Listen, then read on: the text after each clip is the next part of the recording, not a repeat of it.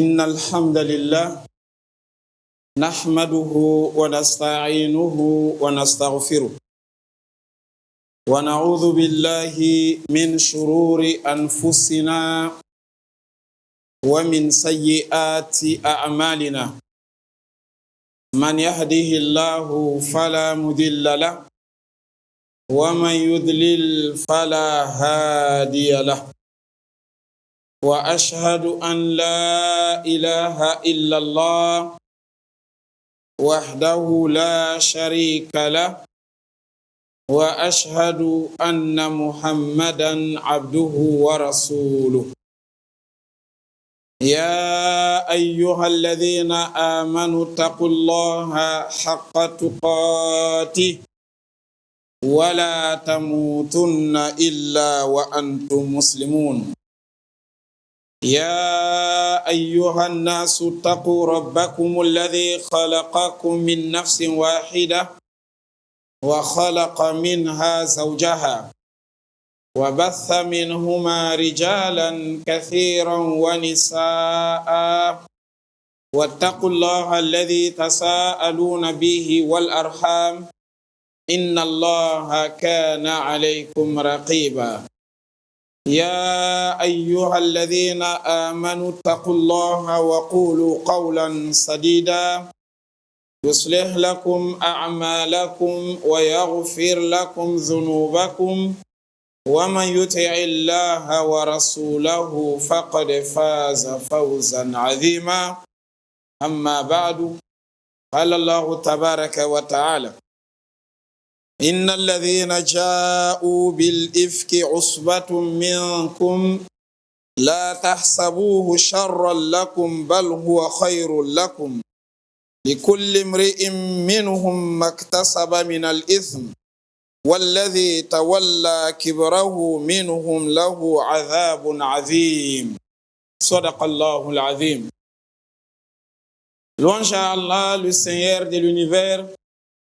Toute la louange et la gloire appartiennent à Allah. Nous le louons, nous le glorifions.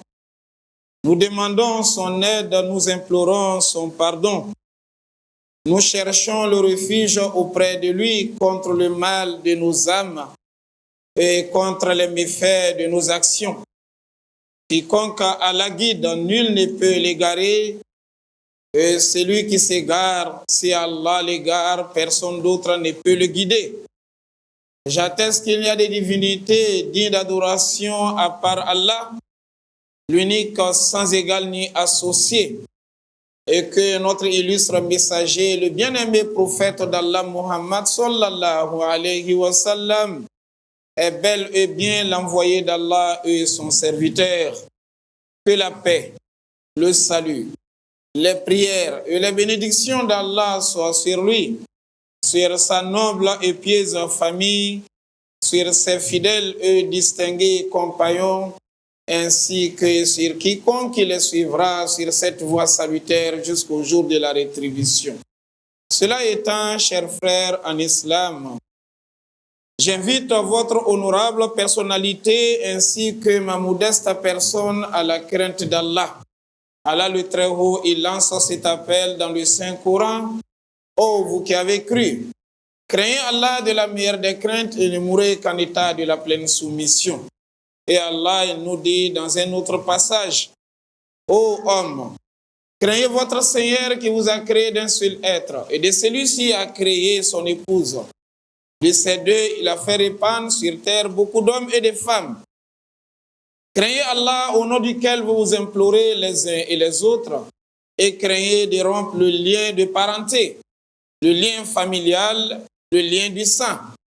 Car Allah vous observe parfaitement. Car Allah vous observe parfaitement. Allah subhanahu wa ta'ala, il nous dit également dans un autre verset, ô vous qui avez cru, craignez Allah et parlez avec droiture, afin qu'il vous améliore vos actions, vous pardonne vos péchés. Et quiconque obéit à Allah et à son messager obtient certes la grande réussite. Chers frères en islam, notre sermon d'aujourd'hui va se dérouler autour d'un événement historique, autour d'un péché capital dont les musulmans, ils ne cessent de le faire, d'autres dans l'ignorance, d'autres dans la négligence.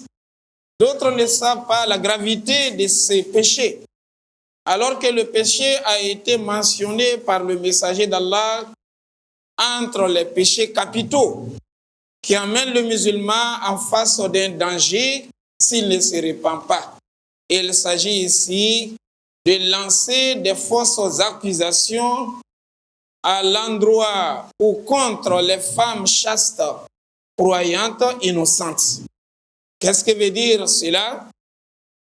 Le musulman ou la musulmane qui va prétendre dire « Voilà, cet homme-là, il est en relation avec cette femme » sans fournir des preuves, dans un cadre de mensonges, dans un cadre de fausses accusations. Le messager d'Allah, il a mentionné ça parmi les grands péchés. Et voilà, ce qui nous prouve, ce qui nous démontre la gravité de ces péchés, c'est que même les prophètes qui ont passé dans le temps, ils ont été victimes de ces accusations. Prenons le cas de Nabiyullah Moussa alayhi salam, Moïse. Ce dernier, un jour, il s'est mis dans la mosquée devant les fidèles. Il les a exhortés, il les a prêchés, il les a ordonnés et il les a interdits. Après son exposé, se présente à lui une dame. Cette dernière, elle est enceinte. Elle vient dire à Moussa alayhi salam, c'est toi qui montres le chemin de droiture aux gens. C'est toi qui cherches à guider les gens et tu les interdis. Mais la grossesse que je porte t'appartient, alors que tu ne m'as pas marié. Tu as forniqué avec moi et voici la grossesse dont je porte. Moussa alayhi salam s'est dirigé vers la femme et a demandé à la femme sérieusement, est-ce que cette grossesse m'appartient? Voilà la femme, elle a commencé à trembler devant les fidèles. Elle a fini par avouer que non. Vraiment, la grossesse n'est pas la tienne, mais j'ai été envoyé par les gens à un prix bien déterminé afin de venir ternir ton image et je vais recevoir un prix. Voilà comment un prophète d'Allah a été victime de cette fausse accusation. Le messager d'Allah, la paix et la bénédiction d'Allah sur lui, quand il est arrivé à la Mecque, voilà les Mecquois, les Quraysh, les mécréants ont cherché par tous les moyens afin de ternir son image. Mais cela n'a pas eu lieu, car on l'avait connu avant la prophétie. Tout ce qu'on disait, alors ça se montrait ou ça se présentait aux gens que ce n'était pas de la vérité. Lorsqu'il est arrivé à Médine, voici cet événement qui va se dérouler. Le messager d'Allah, paix et bénédiction d'Allah sur lui. Non seulement sa personne, mais sa famille également a été victime. Notamment son épouse Aïcha radiallahu ta'ala anha. Parmi les habitudes du prophète Muhammad sallallahu alayhi wa sallam, c'est que lorsqu'il avait un voyage à effectuer, il partait ensemble avec l'une de ses épouses. Mais comment il choisissait cette dernière qui devait l'accompagner dans son voyage? Il passait par le tirage au sort. Et cela est valable pour chacun de nous, surtout les musulmans polygames, ceux qui ont plus d'une femme. Si Allah te facilite les moyens, tu veux envoyer l'une de tes épouses au Hajj, il faut passer par le tirage au sort. Si Allah t'a facilité les moyens, tu as construit 2 maisons pour tes 2 femmes, il faut passer par le tirage au sort afin de partager ces maisons dont tu as construit. Le messager d'Allah, il nous donne cet enseignement, cette leçon dans ses pratiques. Il faisait le tirage au sort, car les voyages dans leur temps ne duraient pas 1 jour, 2 jours, mais c'était les voyages des mois. Et il se déplaçait à base des chameaux. Il faisait des mois souvent. L'aller peut durer 1 mois ou plus d'1 mois, les retours aussi également. Parce que ce n'étaient pas des voyages aériens qui se déroulent de nos jours dans les avions. Alors le messager d'Allah, il faisait le tirage au sort. Voici qu'un voyage s'est imposé à lui. Il devait aller à une bataille. il devait aller s'opposer à un groupe de mécréants qui s'étaient opposés également à la religion de l'islam. Et le messager d'Allah, pour effectuer ce déplacement, ce voyage, il devait être accompagné par l'une de ses épouses. Un voyage qui peut durer 1 mois, 2 mois ou plus. Même les compagnons, il y a parmi eux ceux-là qui se déplaçaient avec leurs épouses. Et les femmes les servaient au cours de leur voyage. Voici que le messager d'Allah, il a passé par le tirage au sort au cours de ce voyage. Le nom de son épouse Aïcha a été tiré dans le tirage au sort. Aïcha radiallahu ta'ala anha a été désignée comme celle-là qui va accompagner le messager d'Allah dans ce voyage.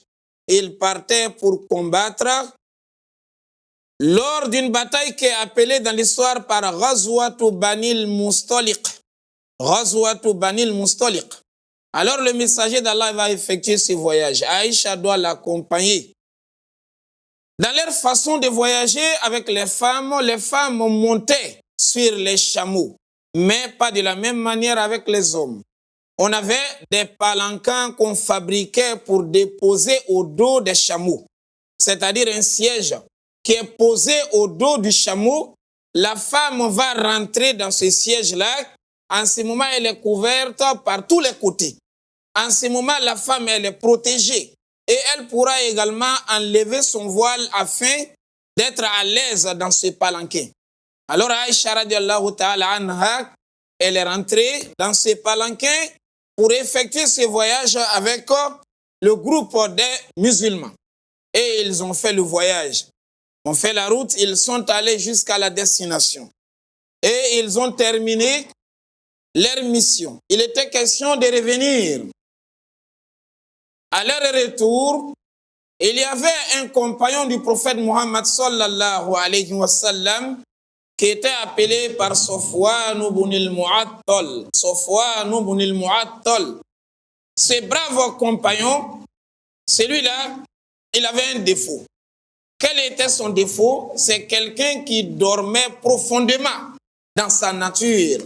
Même il y a eu une fois où son épouse s'était approchée du prophète Muhammad sallallahu alayhi wa sallam pour lui dire: voici mon mari, Safwan. Il a du mal à se réveiller le matin pour prier la prière de Fajr. Le messager d'Allah a interpellé Safwan.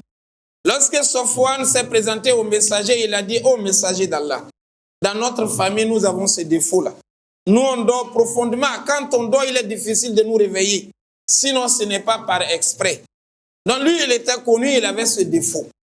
Le messager d'Allah, il avait dit à Safwan: au cours de nos déplacements, il nous arrive de se stationner, de faire l'escale à des arrêts, et on dort souvent, on se repose, on continue le chemin.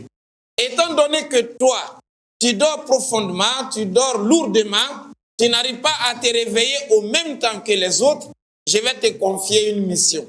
Toi, tu resteras toujours derrière nous. Tu vas rester derrière nous et nous serons devant toi. Et lorsque tu vas nous poursuivre, il faut regarder si on a oublié des objets, tu vas les ramasser pour nous rejoindre avec. Quelqu'un a oublié un habit, quelqu'un a oublié un récipient, quelqu'un a oublié même une arme. Toi, tu vas ramasser, tu vas nous rejoindre avec. Le messager d'Allah, il avait confié cette responsabilité à Safwan. C'est également un enseignement pour nous les musulmans. Quel est l'enseignement que nous trouvons dans ce que le messager d'Allah a fait?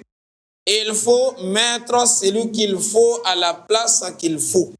On voit que celui-là, il est capable de gérer ce poste, on le met là. Mais il ne faut pas placer les gens par rapport aux relations. J'ai une bonne relation avec un tel, l'autre là, c'est un parent proche. Tu le prends, tu le mets à un poste qu'il ne peut pas gérer, alors on ira directement en faillite. Donc le messager d'Allah, il avait confié cette tâche à Safwan. Au cours du retour de leur voyage, Safwan était derrière. Et ils sont arrivés à un niveau où ils s'étaient fatigués. Parce qu'ils marchaient dans la nuit, la chaleur en ce moment était très intense. Le soleil sortait fort. Donc ils marchaient dans la nuit, se reposaient dans la journée. Safwan était derrière. Et ils se sont stationnés quelque part. Et ils ont mis du temps. Et voilà qu'on va faire l'annonce. On dit chacun se prépare. À bientôt, nous allons continuer le chemin. Tout le monde a cherché à se préparer. Celui qui devait aller satisfaire le besoin, il est parti. Celui qui devait peut-être boire de l'eau, celui qui devait faire autre besoin, chacun s'est précipité. Aïcha, l'épouse du prophète Mohammed sallallahu alayhi wa sallam, cette dernière, elle est allée très loin des gens pour aller satisfaire le grand besoin. Ça aussi, c'est un enseignement pour nous. Un musulman ou une musulmane ne doit pas se mettre non loin des gens pour satisfaire les besoins, même si c'est dans les forêts, même si c'est dans le désert. Tu dois t'éloigner des gens de sorte qu'ils n'entendent pas ton bruit, ils ne te voient pas. Aïcha est allée très loin. Lorsqu'elle a terminé, elle est revenue. Elle arrive. À bientôt, on va décoller. Aïcha a constaté que son collier est resté là où il était parti. Le collier qu'elle avait au cou s'est perdu. Aïcha est retournée pour aller à la recherche de son collier. Ceux-là qui devaient se charger de prendre le palanquin, mettre au dos du chameau et de descendre ça, mettre à terre. Parce que lorsqu'on se stationne, lorsqu'on fait l'arrêt, on enlevait ces palanquins-là pour les déposer à terre, pour que les chameaux se reposent. Et si on est prêt à partir, on les prend, on les redépose à nouveau. Ça aussi, c'est un enseignement pour te dire que les animaux, là, il faut prendre soin d'eux. Tu as un animal à la maison, il faut savoir qu'il a une vie comme toi. Il faut lui donner à manger. Le chien que tu as à la maison a ses droits. Le chat a ses droits. Tu n'as pas le droit de le torturer, sinon tu seras interrogé devant Allah subhanahu wa ta'ala. Donc on permettait aux chameaux de se reposer. On avait enlevé le palanquin, on doit partir, on a repris, on a mis, croyant que Aïcha était déjà à l'intérieur alors qu'elle allait à la recherche de son collier. En ce moment, elle était très jeune. Elle n'était pas grosse. Les gens n'ont pas vérifié. Mais ils ont pris, ils ont déposé au dos du chameau. On a continué le chemin. Voilà. Personne n'a su qu'Aïcha n'est pas là. Même le prophète Mohammed sallallahu alayhi wa sallam n'a pas su. Aïcha revient. Elle trouve qu'il n'y a personne. Tout le monde est parti. Elle crie à haute voix. Personne ne répond. Elle est restée toute seule dans ce désert. Elle s'est dit, si je vais, peut-être nous allons nous manquer. Mais si on constate que je ne suis pas dans le groupe, on reviendra à ma recherche. Le premier endroit qu'on va vérifier sera là où nous avons fait la pause. Donc je vais attendre ici. Aïcha, elle est restée sur place. Allah subhanahu wa ta'ala a fait descendre la sérénité sur elle. Malgré son petit âge, malgré son enfance, mais Aïcha radiallahu ta'ala n'a pas eu peur. Cette sérénité, c'est Allah qui a fait descendre. Et peu de temps après, voilà qu'Aïcha s'est endormie. Aïcha a dormi. Ça aussi également, c'est Allah subhanahu wa ta'ala qui a fait descendre la stabilité sur Aïcha, sinon elle ne pouvait pas dormir. Une telle fille, dans le désert, la peur même devait l'empêcher de dormir. Mais elle a dormi. Voilà que Sofwan qui était derrière, en train de venir petit à petit, voit une personne devant lui. Et lorsqu'il a vu la personne, là il y a une personne. Il s'approche, il voit, c'est l'épouse du prophète Mohammed sallallahu alayhi wa sallam, Aïcha. Tellement surpris, il a crié, La hawla wa la quwwata illa billah. Inna lillahi wa inna ilayhi raji'un. Ça c'est l'épouse du prophète Aïcha. Il avait un chameau. Il a fait descendre le chameau, il a fait asseoir le chameau, permettant à Aïcha de monter. Aïcha est montée tranquillement. Aïcha dit, Wallahi, je n'ai entendu aucun mot de Sofwan si ce n'est La hawla wa la quwwata illa billah, inna lillahi wa inna ilayhi raji'un. Terminé. Elle est montée sur le chameau. Sofwan a commencé à conduire le chameau pour poursuivre le groupe. Chers frères en islam, nous avons encore une autre leçon à tirer à base de ces faits. Voilà, une femme musulmane doit rester dans sa dignité islamique. Une femme musulmane doit être voilée. Une femme musulmane doit être encadrée. Il y a quelques 2 ans ou un peu moins de 2 ans, qu'il y a un moyen de transport qui a commencé chez nous à Pointe-Noire, qui est le taxi-moto ou la moto-taxi. Voici de nos jours, ce sont les femmes musulmanes qui empruntent ces moyens-là pour aller au marché, pour aller en ville. À vrai dire, ce n'est pas autorisé dans notre religion. La femme musulmane, derrière une femme qui n'est pas son frère, qui n'est pas son père, qui n'est pas son mari, en train d'aller à ses déplacements, lorsque tu parles, on dit qu'il n'y a pas une autre solution. Mais avant 2 ans, comment on s'arrangeait? Avant 2 ans, comment on faisait? On se débrouillait. Donc la femme musulmane n'a pas à monter derrière ces taxis-motos dans leur déplacement. Chers frères en islam, cela n'est pas autorisé. La femme, dans sa nature, c'est une tentation. La femme, dans sa nature, voilà pourquoi la religion de l'islam interdit à une femme de se parfumer pour sortir. Elle va au marché, elle va à un baptême, elle va à un mariage. Elle n'a pas le droit de se parfumer. Parce que la femme elle-même est attirante. Elle est tentation. Maintenant, combien de fois lorsqu'elle est parfumée, quand elle passe dans une ruelle, tu sens déjà l'odeur d'un bon parfum. En ce moment, l'homme va regarder. Il se trouve que c'est une femme qui passe, se dira quoi? Si cette femme-là a pu se parfumer jusqu'à ce point, c'est que c'est une jolie femme. Ça va attirer l'homme. Donc, c'est interdit à une femme de se parfumer en sorte. Donc là, Aïcha radiallahu ta'ala anha, elle est montée sur le chameau. Sofwan a commencé à partir avec Aïcha, cherchant à rejoindre le groupe qui est devant. Alors, chers frères en islam, et voilà, ils vont pouvoir rattraper le groupe. Mais comment cela va se faire? Et quel résultat ça va donner? Nous allons voir ça dans la deuxième partie de notre khutbah, incha'Allah ta'ala. أقول قولي هذا وأستغفر الله لي ولكم ولكافة المسلمين من كل ذنب فاستغفروه إنه هو الغفور الرحيم. الحمد لله رب العالمين والعاقبة للمتقين ولا عدوان إلا على الظالمين وأشهد أن لا إله إلا الله وحده لا شريك له وأشهد أن محمدا عبده ورسوله أما بعد. Alors, chers frères en islam, Sofwan arrive avec Aïcha petit à petit. Ils arrivent à rejoindre le groupe qui était dirigé par le prophète Muhammad sallallahu alayhi wa sallam. Et dès qu'ils ont apparu à ce groupe, il y avait un grand hypocrite au nom d'Abdullahi ibn Ubay ibn Saloul. Abdullahi ibn Ubay ibn Saloul, c'était le chef des hypocrites à Médine. Ce dernier-là, il était le chef de sa tribu à Médine. Et lorsque le messager d'Allah quitte la Mecque, il arrive à Médine, c'est le messager d'Allah qui doit être le chef de tout le monde. Parce que le messager d'Allah, il représentait plus que le chef de l'État à Médine. Donc lui, il a vu du coup, il a perdu son rang. Il y a un chef aussi au-dessus de lui. Il a commencé à haïr dans l'égoïsme, dans la jalousie. Alors il s'est fait musulman, mais il n'était pas musulman. Il est ensemble avec les musulmans, mais il déteste l'islam et les musulmans. Il cherche les points sensibles de l'islam et des musulmans afin d'aller ternir, afin d'aller gâter le nom des musulmans et l'islam.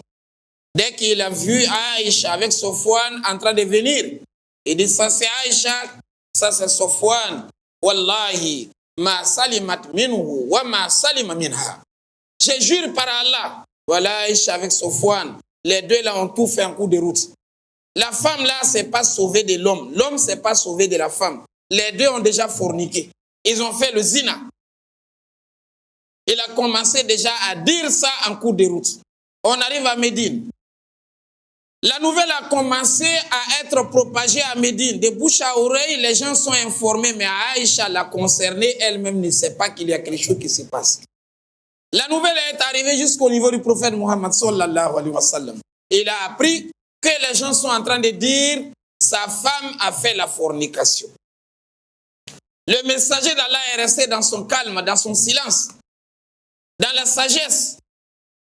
Ça aussi, c'est une leçon pour chacun de nous. Tu as appris une mauvaise nouvelle. À l'endroit de ta femme, il faut vérifier. Ne rentre pas dans la maison, sortir ses bagages, jeter dehors, il faut rejoindre tes parents, sans vérifier. Alors le messager d'Allah, il est resté dans le calme. La nouvelle a pris toute la ville de Médine, mais le messager d'Allah ne reçoit pas de révélations. Vrai ou faux, il ne sait pas. Il est resté dans le calme. À un moment donné, il a vu que vraiment cette information véhicule tellement rapidement. Cette information a pris tellement de l'ampleur. Il a appelé Ali ibn Abi Talib. Il a appelé Oussama ibn Zayd. Ali ibn Abi Talib, c'est l'homme le plus proche au prophète Muhammad sallallahu alayhi wa sallam.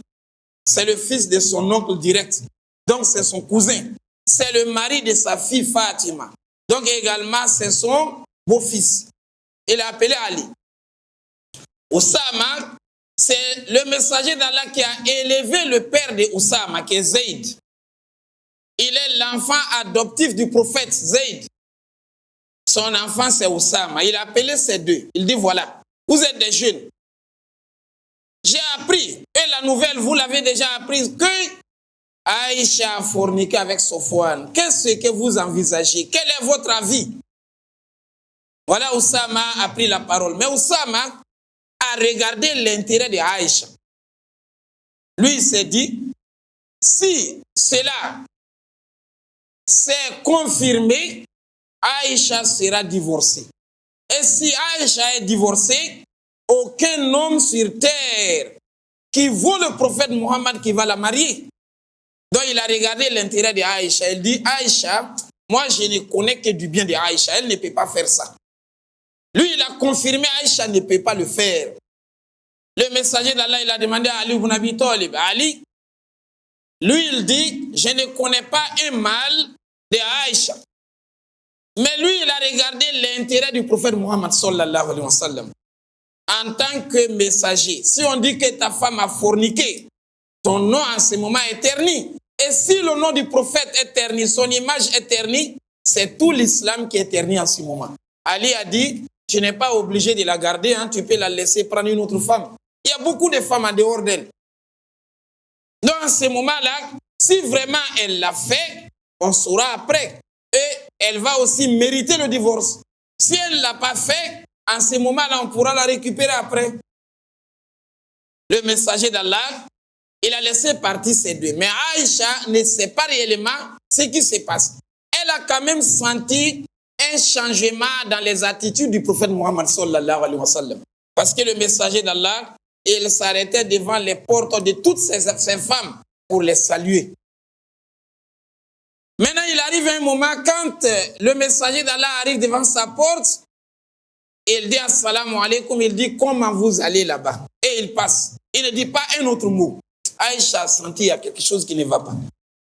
Et voilà que un jour, Aïcha radiallahu ta'ala anha, avec un cousin de Abu Bakr Siddiq, sa mère, la mère d'un cousin de Abu Bakr Siddiq, qu'on appelait par Mistah. Mistah, c'était le cousin de Abu Bakr, parce que c'est l'enfant de la tante de Abu Bakr. Sa mère qui s'appelait Mistah, Aïcha est sortie avec elle pour aller à un besoin hors de Médine. Pendant que les deux sont en train de marcher, c'est celle-là qui va dire à Aïcha, mon fils Mistah que tu vois là a de mauvais comportements. Aïcha a dit comment? Ton fils, c'est l'un des compagnons qui ont participé dans Ghazwatul Badr. Alors que Ghazwatul Badr, les compagnons qui ont participé à cette bataille, Allah a dit, je leur ai pardonné. Et ils sont plus titrés. Ils ont un statut plus élevé que les autres compagnons. Comment tu peux dire ça sur ton fils Mistah? Il a dit, donc tu n'as pas entendu ce que mon fils dit de toi. Mon fils dit que toi tu as fait la fornication avec Sofwan. Aïcha a dit ça, c'est vrai. C'est la première fois qu'elle entend la nouvelle. Cette femme-là, qu'Allah subhanahu wa ta'ala lui-même a ordonné au prophète de la prendre. Cette femme-là qui est venue pour préserver les sciences de la religion de l'islam. Aïcha, elle mémorisait plus de 2000 hadiths. Après le décès du messager d'Allah, les compagnons se divergeaient sur les hadiths. On venait chez Aïcha. C'est elle qui va trancher. C'est toi qui as raison. Ce que l'autre l'a dit est faux. elle connaissait le partage d'héritage, elle maîtrisait le Coran. Celle-là, elle est venue pour préserver les sciences de notre religion. C'est elle, on dit, elle a fait la fornication. Aïcha a commencé à pleurer. Elle a commencé à pleurer. Donc c'est ce qui se dit. Est-ce que mon mari, prophète Mohammed, il est au courant? Elle dit, il est bien au courant. Aïcha va rejoindre la maison. Elle est en train de pleurer nuit et jour. Elle a dit au prophète Mohammed sallallahu alayhi wa sallam, je te demande la permission de me permettre, je voulais aller chez mes parents passer un temps parce que je suis malade. Elle était tombée malade à cause des tracasseries du voyage. Voilà encore un autre choc. Elle a demandé la permission. Et le messager d'Allah lui a permis. Elle a rejoint ses parents, c'est-à-dire Abou Bakr Siddiq. Ça aussi, c'est une leçon pour nos sœurs. Toi, la femme qui sort de la maison sans la permission de ton mari. Le mari est au marché. Toi, tu es au centre-ville, il n'est même pas au courant. On t'a marié, on t'a mis dans la maison. Toi, tu es dans tous les taxis de la ville. Tous les bus, c'est toi qui es dedans. Tous les baptêmes, il faut toi. Tous les mariages, il faut que ton pied arrive là-bas. Ce n'est pas le comportement d'une bonne femme de mariage. Alors, chers frères en islam, il est l'heure, nous allons, Inch'Allah ta'ala, continuer le reste de cette histoire qui nous sert de beaucoup de leçons. Et les versets qu'Allah a révélés dans Surat An-Nur, 10 versets pour blanchir Aïcha radiallahu ta'ala anha. Nous allons voir ça dans nos kutubas à venir. Nous demandons à Allah subhanahu wa ta'ala de fortifier la religion de l'islam, d'affaiblir la mécréance et les ennemis de l'islam. Allahumma a'izza al-islam wal muslimin wa adhilla ash-shirka wal mushrikin wa dammir a'da'aka a'da' ad-din. Allahumma salli wa sallim wa barik ala Muhammadin wa ala ali Muhammad kama sallaita wa sallamta wa barakta ala Ibrahim wa ala ali Ibrahim fil alamin innaka Hamidun Majid. وآخر دعوانا أن الحمد لله رب العالمين قوموا إلى صلاتكم يرحمكم الله. الله أكبر الله أكبر أشهد أن لا إله إلا الله أشهد أن محمدا رسول الله حي على الصلاة حي على الفلاح قد قامت الصلاة قد قامت الصلاة. الله أكبر الله أكبر لا إله إلا الله. استووا استقيموا واعتدلوا تراصوا يرحمكم الله. Légalisez vos rangs, ne laissez pas de l'espace entre vous. Allahu Akbar.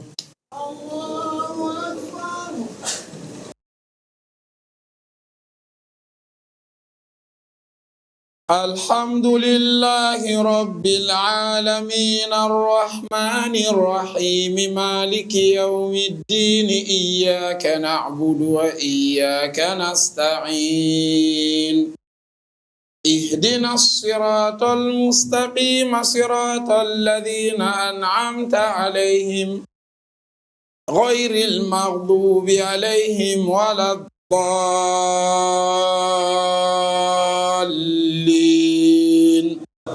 آمين. والعصر إن الإنسان لفي خسر إلا الذين آمنوا وعملوا الصالحات وتواصوا بالحق وتواصوا بالصبر. الله أكبر.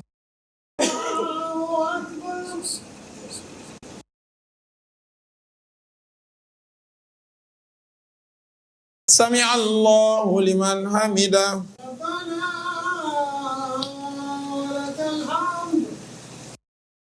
الله أكبر.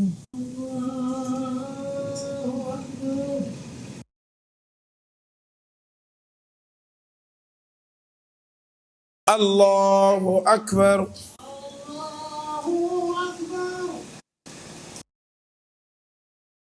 الله أكبر.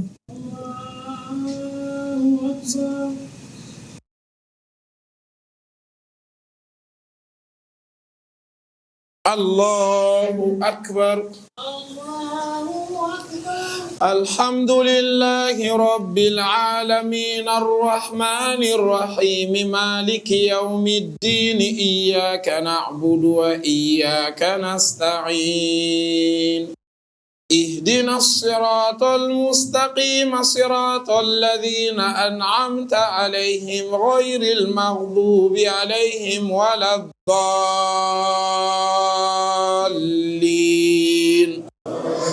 آمين.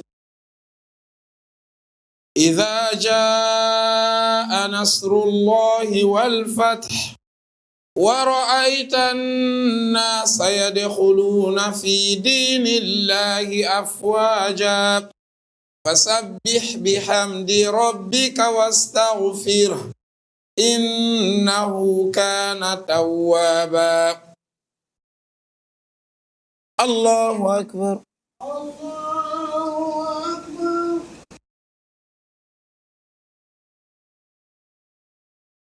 سمع الله لمن حمده. ربنا ولك الحمد. الله أكبر.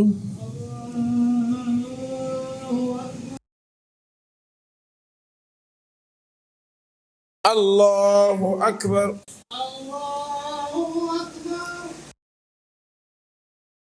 الله أكبر.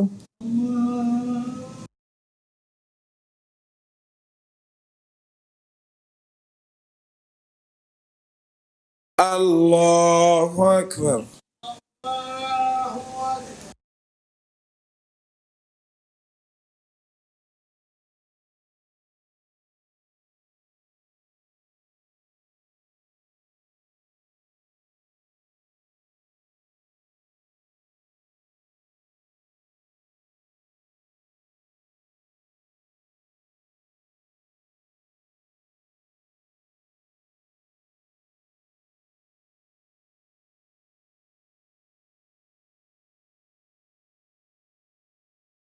السلام عليكم ورحمة الله. السلام عليكم ورحمة الله. السلام عليكم ورحمة الله. السلام عليكم.